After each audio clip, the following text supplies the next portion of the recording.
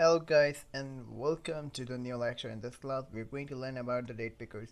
And now what I'm gonna do, as you can see that we are in the body right over here. So when I will click over here, then it will give me a pop-up in which user can be allowed to choose a date from that pop-up. So how to do that, I'm going to show you that. As you can see, I can do that.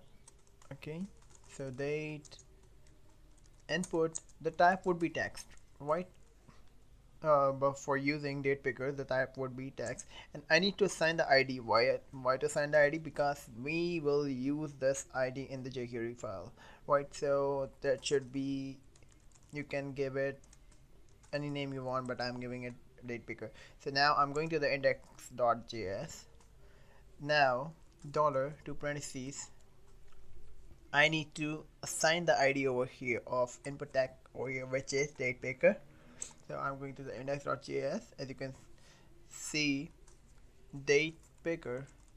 Why I have not allotted the dot over here? Because we haven't allotted the class over here. We are getting the element by the data by the ID, so that is why I'm using the hashtag sign dot date picker to parentheses and semicolon. It is that much easy. So I'm going to refresh the page. When I will click over here, you guys have noticed that the pop-up, the date picker pop-up is over here, the date picker widget is over here. So it is that much easy, and you can use it in any application you want by doing this. So date picker or jQuery UI widgets give us some option to alter the widget, or it should be. So if you guys have noticed that there is no year over here, like if I am using the date picker widget for selecting the date of birth, or then how to do that, because we are not showing any year option over here. So for that, what I need to do, I'm going to the index.js. So inside that parentheses, we need to assign the curly braces, right? And we will assign the properties of the date picker of the widget over here. So by using the change year, and this should be true or false, nothing else. So I'm saving it. I'm going over here.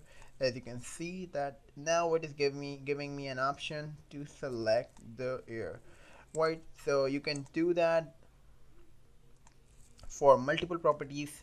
Just assign a comma and then change month, and this should be true as well.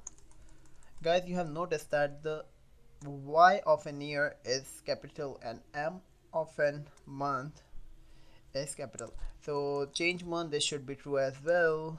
And when I go over here, when I click, and as you can see that now it is giving me an option to select the month as well. So you guys have noticed that the minimum is 2006. What I need to do to change it, so semicolon, sorry, comma, year range, and this should be 1990 to 2015.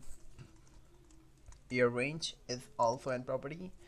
So and then we need to assign double quotation, and inside the double quotation we need to assign the range 1990, then colon, and then 2016. It's up to you. You can assign the years whatever you want. So when I click over here, as you guys have noticed, now I have an option to select the year, right? So above then 1990s.